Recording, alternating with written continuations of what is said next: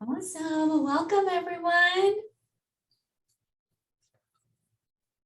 Thanks so much for joining us.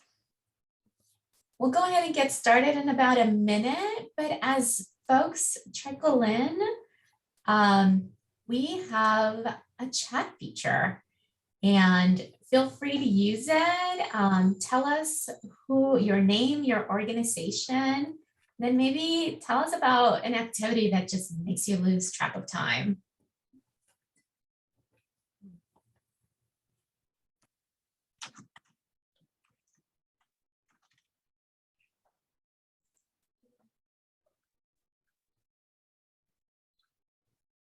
I'm gonna open my chat feature over here on this other screen so I can see you.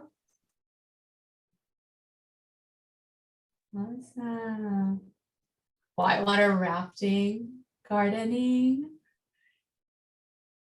reading. Welcome, LAUSD and James. Sleeping.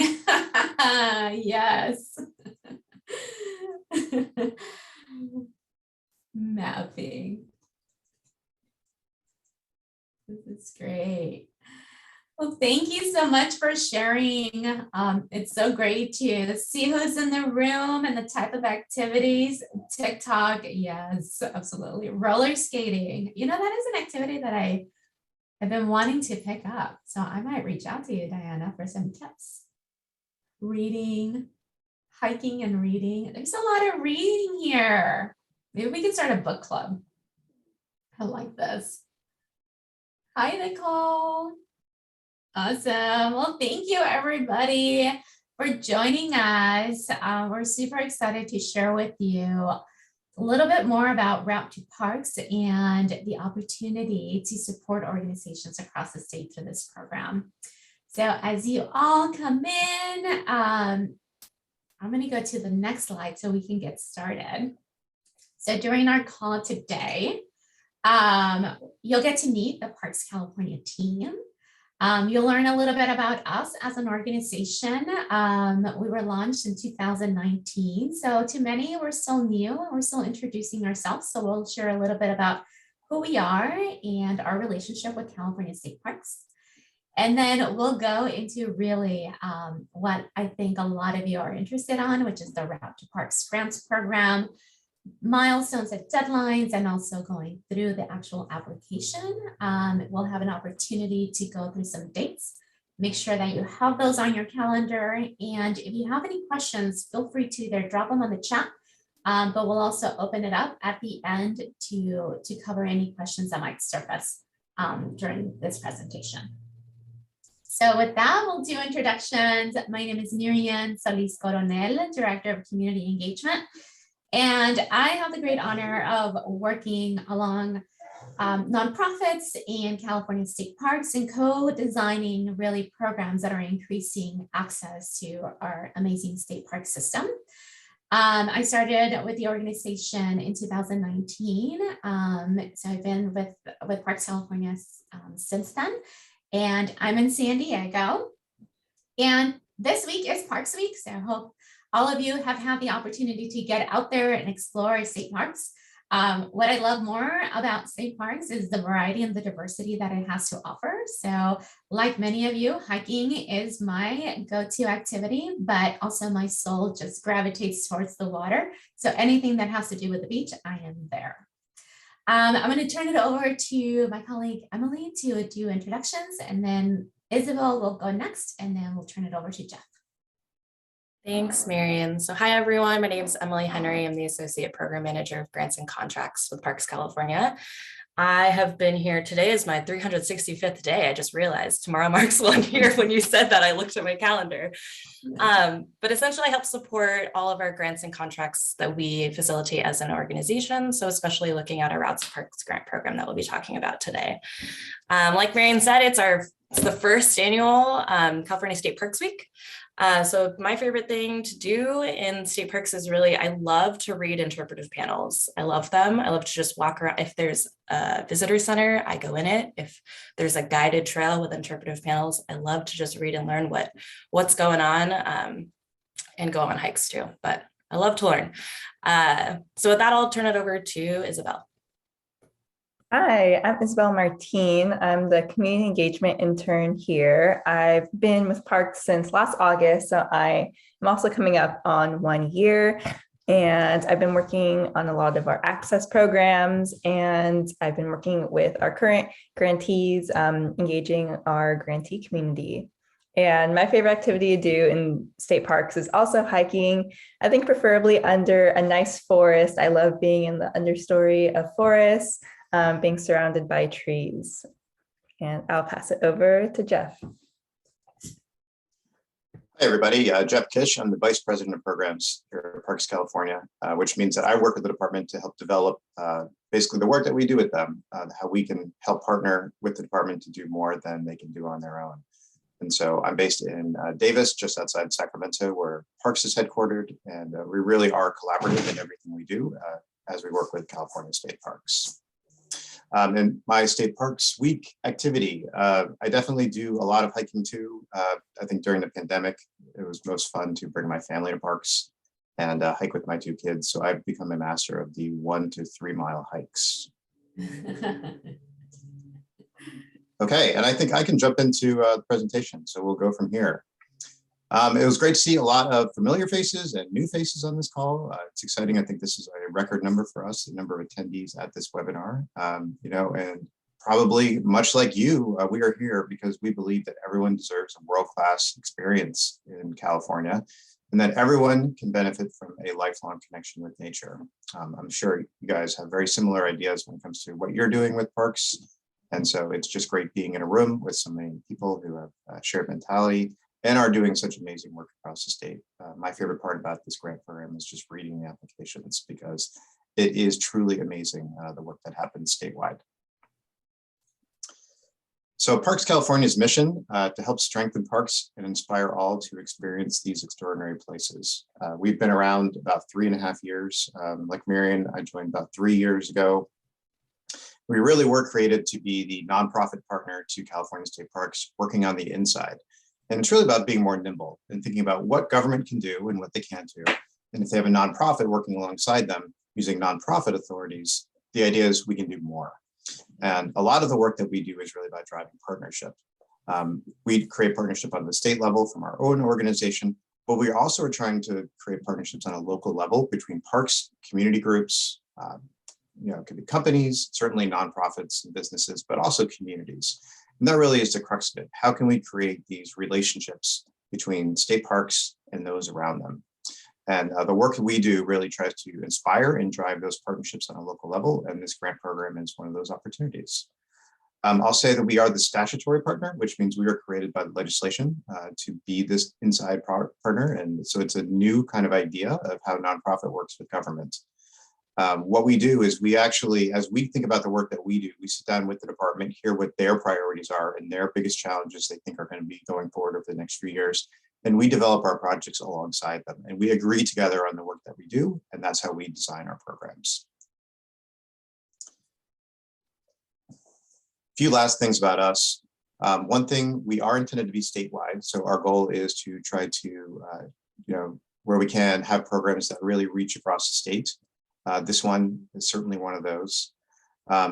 Again, this idea of partnership across sectors and where we can, and it's great, if we have multi-stakeholder partnerships where it's really a lot of different groups working together, using the best of each group to do something that people can't do on their own. It's really important that we think about parks as being a part of a community.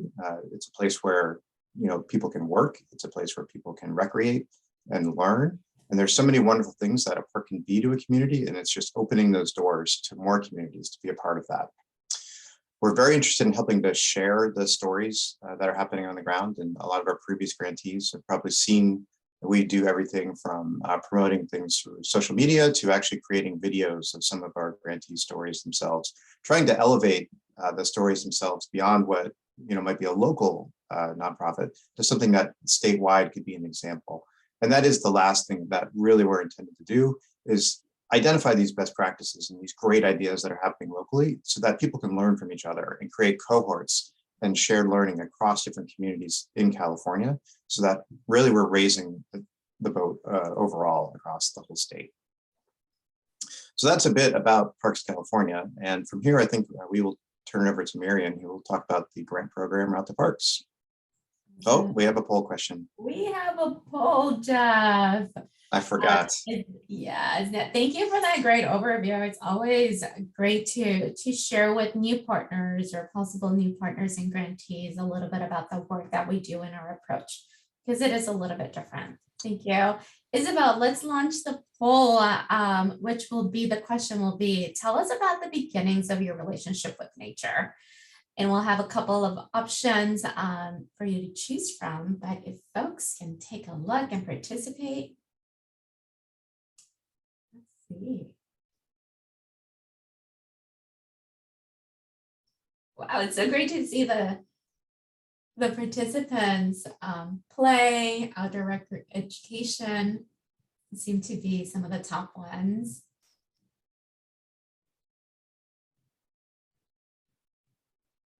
Awesome. Great, let's give it a few more seconds and we can close that and get a view. Look at this, friends. Play is definitely at the very top. Outdoor education seems to be the second, and stewardship. Other is also very high, which does make me curious about what that looks like for other folks. Thank you. Thank you for sharing that.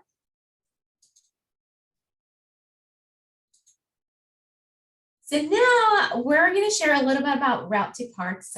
We've had the opportunity of having this program from the beginning, from when Parks California begun. And we designed this program with California State Parks. We do have 2 years under our belt, thanks to a lot of you. I know we have a former grantees here who have participated in this program, but I'm going to turn it over to Isabel to give us highlights about the last 2 years. Yeah, so I'll go over our last 2 years by the numbers. So we've had 2 grant cycles, one from 2020 to 21, another one from 2021 to 22. And over those 2 years, we received 86 proposals totaling over $1.5 million requested in funding. And those proposals connected almost 75,000 people to California State Parks. And from those proposals, we have our 2 years of Route to Parks grantees. So in the last 2 years, we distributed $645,000 in funding, which connected over 13,000 people to California State Parks through our 41 grantees. The first year we had 21 grantees, and the second year we had 20 grantees in our cycle. And from those 20 grantees in our last cycle, 10 were repeat applicants. So they completed their programs the prior year and they requested funding again. And we have a great diversity of organizations that have applied and received grants. About half were community-based organizations. And we also had many that were working with schools, either through field trips or they're connected with an after-school program. And public and government entities are also welcome to apply. In the last year, we had a city which received funding for their programs. And this is where our grantees look like across the state, just from the last year. So we had a good number from the Bay Area and the Los Angeles area, but we also had many applicants and grantees from the Central Valley, as you can see in the light green color. And we also had representation from Northern California, the Central Coast, and the San Diego and Inland Empire. But don't be discouraged if you don't see the area that you're serving represented here. We would love to expand to more areas and serve more diverse regions in California. Thank you for that great overview, Isabel. It does give us an idea of how the diversity of the organizations, who is applying, what kind of program, and also what part of the state they represent. Now to talk about this year's grant cycle, I'm going to turn it over to Emily, who'll give us a little walkthrough about the criteria and the application as well. Thanks, Marian. So I'll be diving in a bit into the actual program itself and covering some questions in the application that we just want to highlight and make sure we have a good understanding of what we're looking for in terms of your responses. So first, looking at the Ratchet Parks program as a whole, the overall goal of this program is to improve park access for all, so people can create authentic connections with nature. This is pretty broad, but we would like to see, what for you and your community and your participants, what those authentic connections are. So we're not looking for something specific, just whatever an authentic connection you're looking to provide for participants through your program. Essentially, we have 3 criteria points that we look for programs that are eligible for funding. First is that they reduce the transportation barrier to park access. Second, and this is tied to our role as that statewide partner to California state parks, is that this program that you're proposing will include experiences specifically in California state parks. And then lastly, that your program will reach participants in communities who have financial challenges getting to or enjoying parks. Like Isabel said before, our qualifying applicants are government agencies, so cities, city departments, different things like that, and 501c3 nonprofits.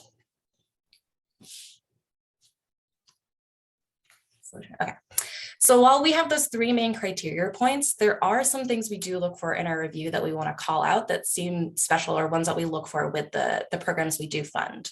So there are 4 main areas that we do look for as we're doing this review. The first one is that we're really looking for partnership. So this one is if you partner with other stakeholders, other groups in your community to serve your participants, what that looks like. If it's not just you alone, you're leveraging the network you have to serve the folks. That's something that we do look for. A second one is that we look for projects that fund multiple outdoor experiences. So not just one trip for the whole project, and it doesn't have to be with the same group, but we do look for multiple experiences coming out of these proposals that we are funding. Third, we're looking for those who have an innovative transportation approach. So this is, again, pretty broad, but if you have an innovative transportation approach to resolving those transportation challenges, we'd love to hear about that. And then fourth, again, like with our connection with the California state parks and our goal of really creating and leveraging partnership, we look for programs that foster collaboration and partnership specifically with the California state park system and those local parks that you're working with. Thanks, Marian. So now I'll be diving in specifically into some questions of our application. I won't be going through all of them, but the ones I'll be going through are the ones that are highlighted in green, or the text is green. So first, the question states, describe the issues affecting the community's access to state parks and beaches. What's your organization's prior involvement on these issues? So really what we're looking for here is for you to give us some tie to the selection criteria. We want to know who the community is that you're serving, what issues are you hoping to resolve or address through your programming, and what have you been doing about it before? So you can be as specific as you can in terms of who you're serving, what are the challenges specifically to those that you are serving. Second, we'll want to hear what approaches will you take to create solutions to the issues you described, and what specifically will the participants do, and what are your transportation plans? So here's your opportunity to provide some insight to those issues you described in number 1, specifically what you'll be doing to address those challenges, and provide some specific details to what exactly your program is. So what does the program look like? What participants will be doing, and then how exactly are you focusing on transportation relating to access for your program. Last one I'll cover on this slide is asking you to tell us about your participants' program experience and duration. So here we'll want to know, where are they going? How many visits are they going to be doing? What exactly will they be doing? What type of activities? Any sort of details that you have specifically about the program experience, what it looks like, this is your opportunity to provide that specific information. What I would add to that one is that is the question that truly paints the picture about the type of experience and meaningful connection you're providing with community. Thanks, Marian. All right, so moving to the next section of the grant application is the project goals, outputs, and outcomes. So here we'll start with the project outputs. This is really what you will be what your activities will result in. So what we're looking for here are those discrete specific outputs. So number of participants, number of park visits, number of events, if you do community meetings, or if there's any other specific outputs that relate to the activities you conduct, there'll be an opportunity here for you to outline that in your application. Next, we'll be looking for some participant outcomes. So thinking about those issues that you're hoping to address and what kind of impact you're looking to have specifically on the participants, this is where you can outline really what you're hoping to achieve. Is it, increased knowledge of accessing parks, increased knowledge of parks, increased interest, enjoyment, things like that? This will really be where you can detail what is it you're hoping to achieve and have an impact on, and be able to tell that impact story for your participants. Number 4 really relates to that for how will success be measured. So thinking about these outcomes that you're hoping to achieve out of your program, really what is it that you're going to be using as a tool to be able to tell that story and paint that picture? Is it surveys, whether they're pre and post? Is it assessments, observations, other things like that, that you will be using actually to measure and track these outcomes that you're looking to achieve? All right. The next section of the grant application focuses on the population and geographic community served. So this is really where you can paint the picture of who exactly you are looking to outreach to and have participate in your programs. So the first one, it asks, help us understand who you will be serving. Tell us about the population and the geographic community served. So this question is a two-parter. First, there'll be a narrative where you can just give us some background really of who it is you're focusing on. If you're a regional-based organization, are you focusing on a specific community, specific neighborhoods, or what type of specific population groups, whether, are you focusing on youth, foster youth, are you focusing on LGBTQ folks, are you focusing on veterans, specific racial groups? You can really highlight here if there is a specific focus to your program or whatever that is in a narrative form, what that looks like.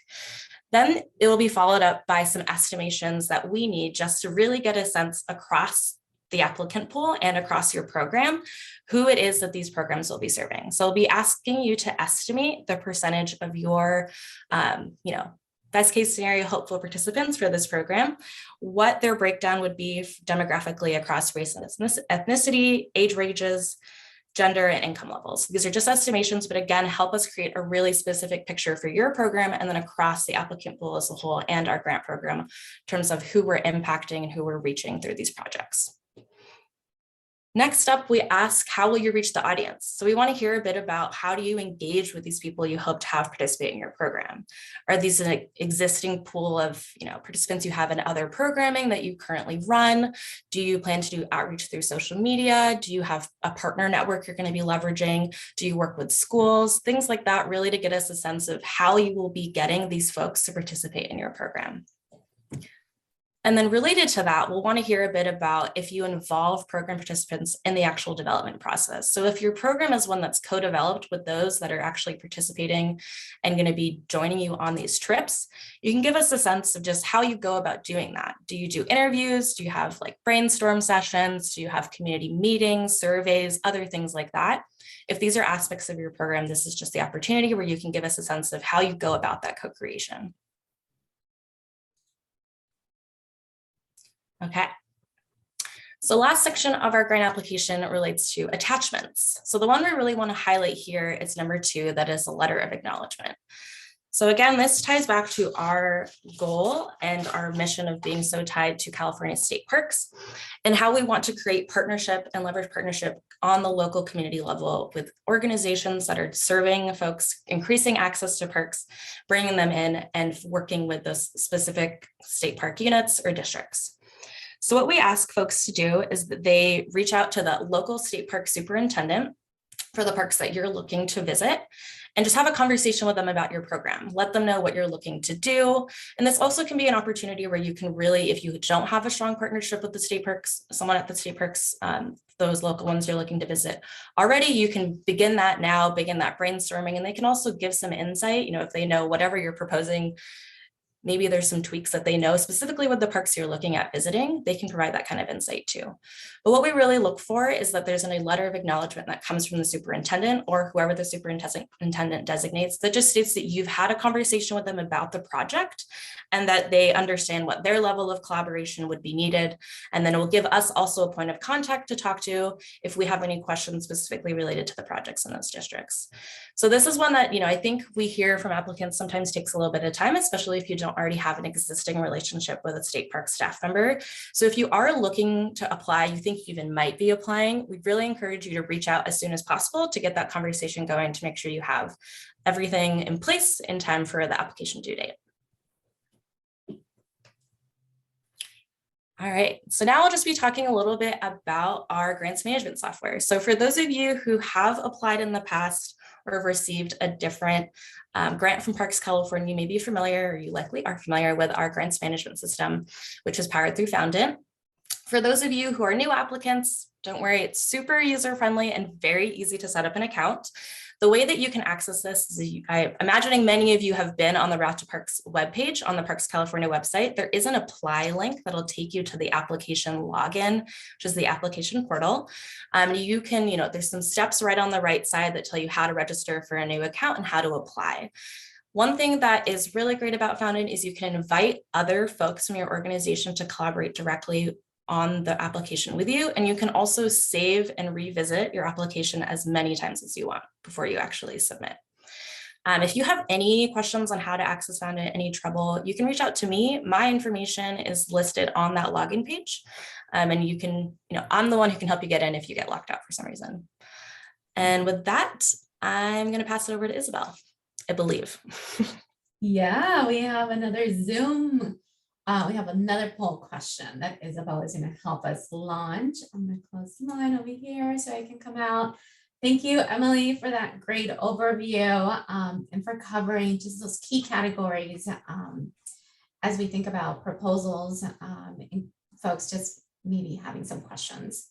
So Isabel, can we launch the poll, which the question will be, now that we walk through the program, who's applying for an existing program that you already have or a new program that you're looking to launch? Results are coming in. Look at that. It looks like the majority of them are existing programs.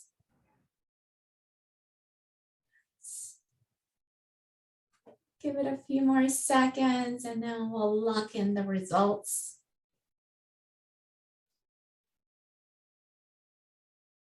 Great. Awesome. Look at that balance. It does look like the majority of them are existing, but not falling too far behind are the new programs. That's great. So great. Thank you for sharing that. So next, we're going to go and look at some resources. So as a partner in this great space of increasing access to state parks and open spaces, we think of ourselves and we strive to be more than just an organization that's providing funding, but really a partner in bringing additional resources to make sure that you have all the opportunities to possibly even integrate some other programs into the work that you're doing. There's a couple of programs at California State Parks that have been really popular with communities as they think about, especially when it comes to leadership and camping experiences. So through the California State Parks Office of Community Involvement, there's two programs that they offer. One is the FAM Camp at parks across the state. There's about a dozen or so, and they'll be launching at another 2 to 3 sites later this year. And that's the FAM Camp, which is a trailer. And the organization goes through some training and then has access to the great outdoor gear, camping essentials that you would need for overnight experiences at that state park. That is free for you. So that's a great resource if you're looking to access outdoor gear for your participants. They also have the Outdoor Recreational Leadership Program. They just wrapped up the spring sessions where nonprofits have folks from their organization go through a week-long training. They go through that leadership training, and then they're going out there and providing experiences for their community. I know there's several grantees that have participated in that program in the past and have had great experience and a great time just learning and being with other organizations that are in the same space, while also gaining maybe some new skills or new approaches into what outdoor recreation can look like for their community. And then the other great resource is Living the Parks Life. This is the Office of Recruiting at California State Parks.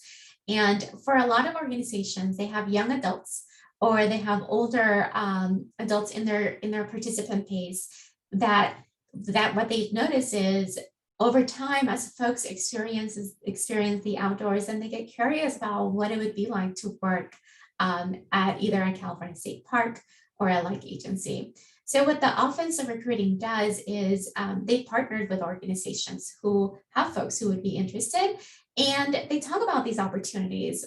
What is the process to apply for a job? What would be some documents that might be required? What kind of resume or things you should be incorporating into your resume? So they're a great resource as well. They're a great partner, and they're always open to connecting with organizations who have folks who are interested in pursuing a job or career at state parks.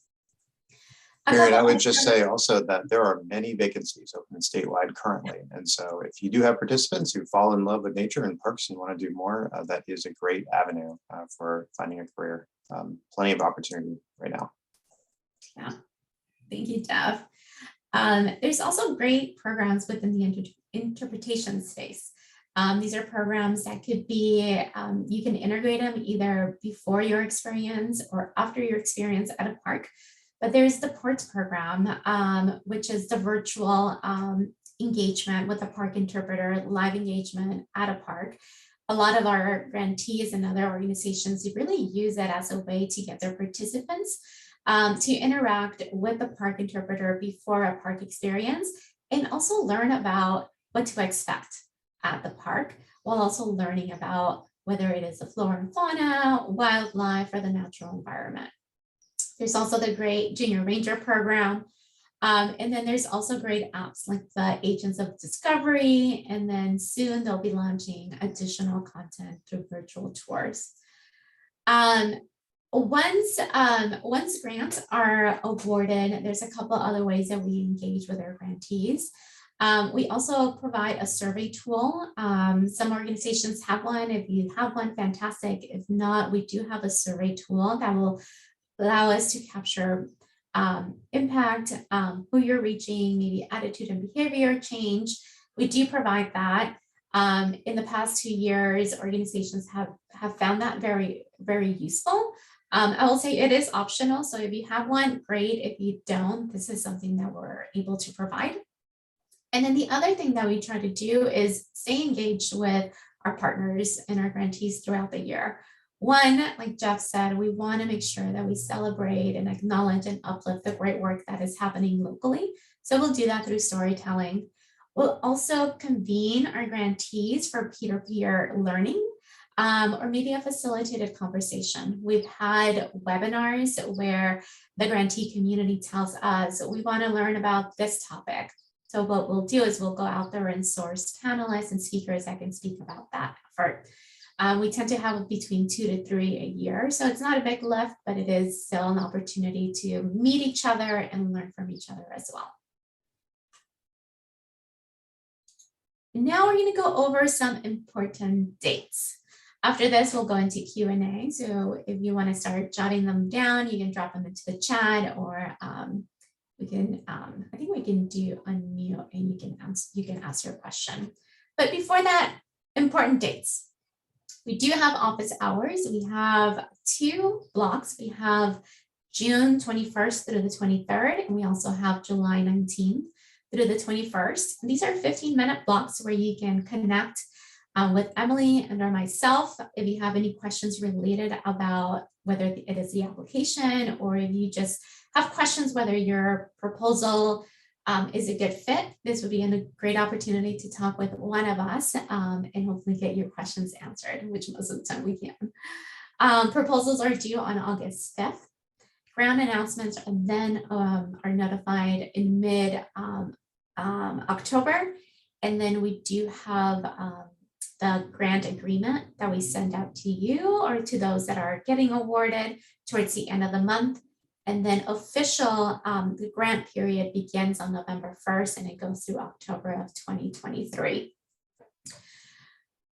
With that, I'm going to turn it to my panelists in case we want to cover anything else. And then we'll turn it over just to questions that folks in the room might have for us.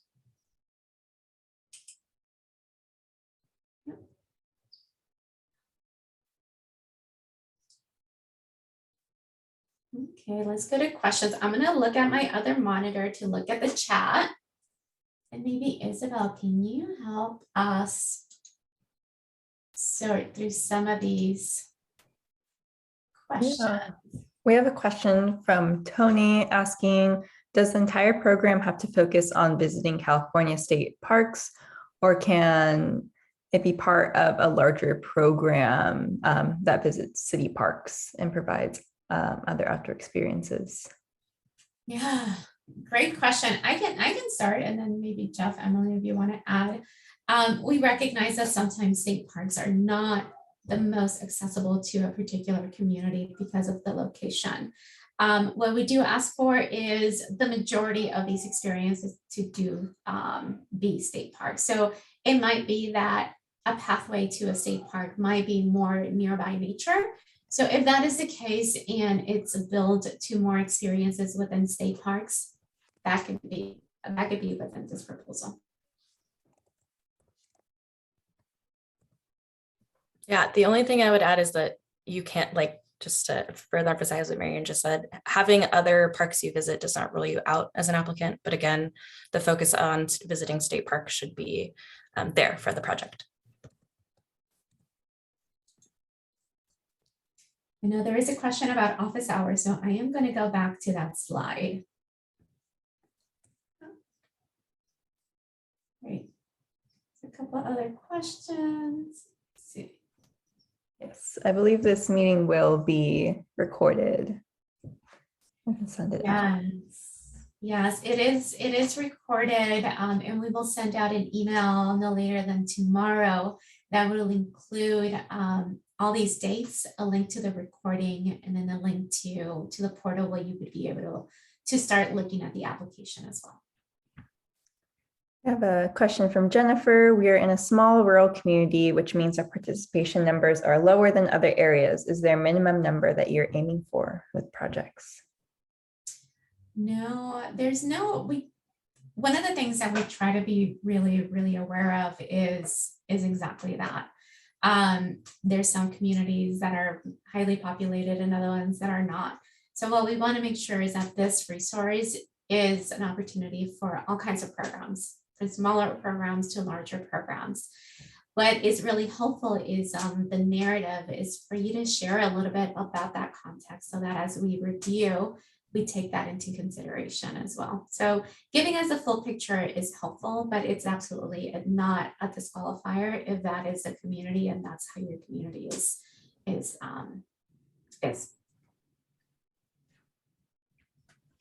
I have a question from Olivia. Are SRAs considered for this grant? Ooh, can you share what an SRA is, Olivia? Because I think I know what an SRA, but I don't want to assume it is the same thing that I think.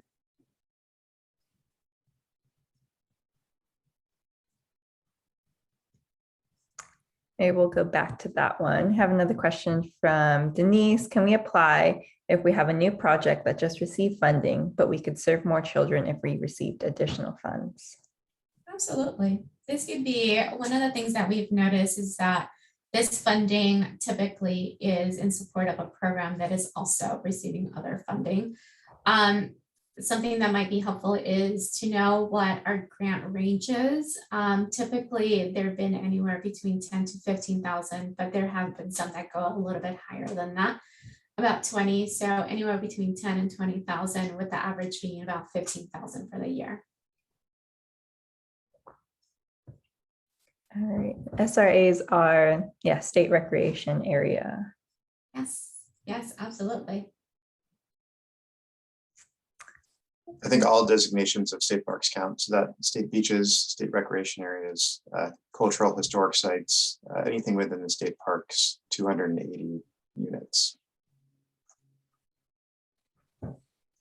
Question from Loretta. Is there an interest in funding projects that connect youth to the outdoors and promote youth-led advocacy and civic engagement activities that focus on outdoor access and equity? Oh, that is a great question, Loretta. So as in there is a lot, the primary is increasing access to state parks. As an organization, we don't do advocacy, but what I would invite you to do is to schedule a 15-minute conversation to learn a little bit more about that approach, because it might be that this particular project focuses more on the outdoor engagement, and maybe some other funding can support specifically for the advocacy. Just because as an organization, we don't do advocacy because of our relationship with California State Parks. But I will encourage you to schedule a 15-minute call with us so we can learn a little bit more and provide maybe better guidance on that. And next, I have a question from Estrella. Can we review the 3 criteria again? Was that the 3 goals at the beginning? Yeah, Marianne knows where she's going. Yes, here they are. Yeah, so the 3 are reducing transportation barriers to park access, having experiences in your program in California state parks, and then reaching communities who may face financial challenges getting to or enjoying parks. Those are our 3 minimum criteria. I do want to call out the goal as well on this page is really important, because this program is really not about funding just the trip to the park, but really about what the experience is there. And it's sort of aligned with our mission, really, where we're trying to create a lifelong relationship with nature and a love of parks. So as we look through these applications, what's really also important is what kind of program is being offered once they get to the park, and is it driving these ideas about stewardship, wanting to come back, wanting to bring family members. Like, how are you showing in a way that there is some sort of thing beyond just getting someone to a park, but also having a really meaningful connection to nature while they're there? And so that really is an important part to describe in the proposal as well. Okay, next question is from Kim. How often can we apply for this grant if we are awarded funds? Well, we're only a 3-year-old organization, and this is our 3rd grant cycle. In our experience with this program, we have awarded grantees, re-awarded them again. So that is a possibility. I think if there's a solid program, fantastic, but it's not part of the selection criteria of either extra points or minus points if it has been awarded in the past. What we're really looking at is those programs that Jeff just mentioned, is meeting the goal of this grant program and also meeting their criteria.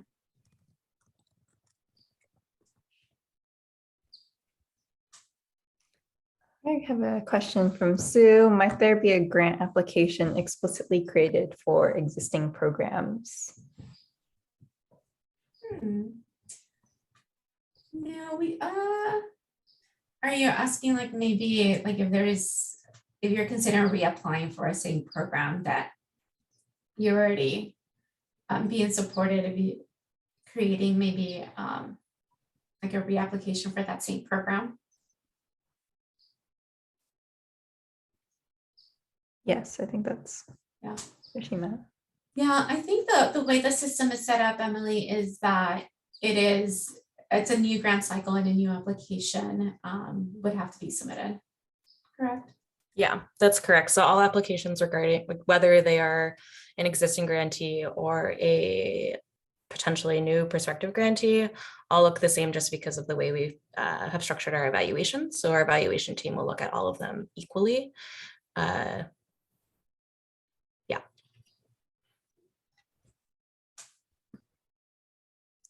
My question from Gwen. Would you like to see a focus on one specific park or multiple parks encouraged?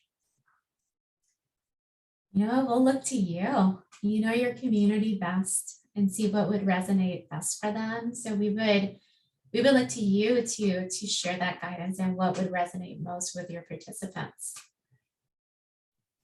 And the one thing I would add to that is, again, one of those specific areas of focus we look for is multiple experiences in parks. Some of our current and past grantees have done multiple experiences in the same park, and some of them have done multiple experiences across different parks. So we have seen both and we have funded both. So really, it just depends on how you present your program and what you're looking to do.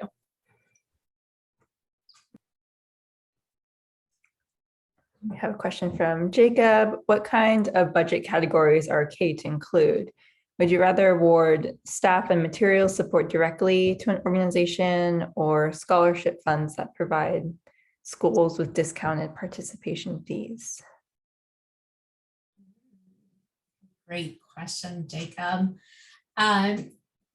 What we have funded in the past is really addressing the criteria, right? If there's any transportation costs associated to the program staff time, materials, and what would be some organizations have also done scholarships or anything that would help even reduce other barriers to ensure that community has access to state parks. So what we look at when we look at the proposals, we don't look at X percentage is what. It is taken into consideration as we look at the portfolio to make sure that it is a balance at the end, like a balanced portfolio of grantees that are covering a variety of programs that is truly relevant to their community. So there isn't anything here that would not be, that really would be something that would be a red flag for us. The one that we definitely look for, though, is transportation as one of their budget categories. Part of this funding is intended to overcome transportation barriers, so we are looking for at least some transportation costs in whatever form you're using for transportation to be covered through this grant.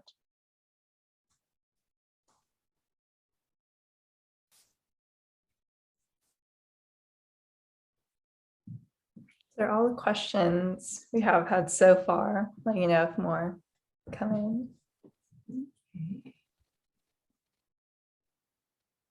Thank you so much, everyone.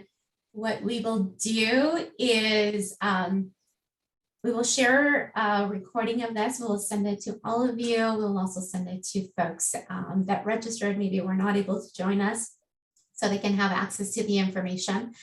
And office hours are open, so you can schedule them for those dates that we have in June or in July. And if you, like Emily said, if you have any questions accessing the portal, if you accidentally lock yourself out, feel free to reach out to her and she can help you with that. So with that, I'm going to take a look just to see and make sure that there's no other questions. Yeah, there's a question from Susie. Are there any costs that should not be covered or included in the budget? That should not be covered. Yeah.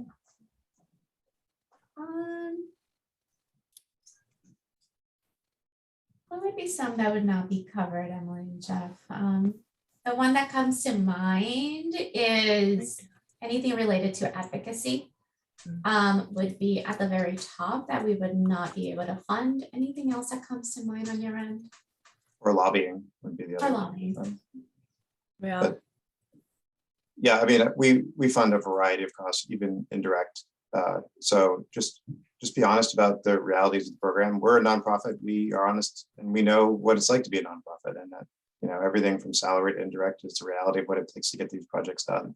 So we look for transportation to be one of the things, but yeah, please feel free to associate costs that are realistic towards your program. Yeah, so I think that would count the other questions we had about food or drinks count and participant initiatives as part of the budget. Absolutely. And we have one more question. Does the transportation cost, does that include help with purchasing a vehicle? That is something that could be considered as part of this grant proposal as well.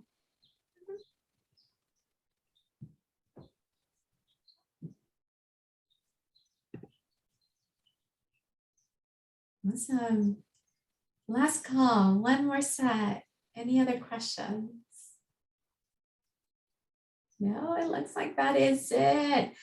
Thank you so much, everyone, for joining us. We're super excited to know that there's interest for this type of program, and we look forward to connecting with you during office hours, and then as we approach August 5th, also reviewing those proposals that come in.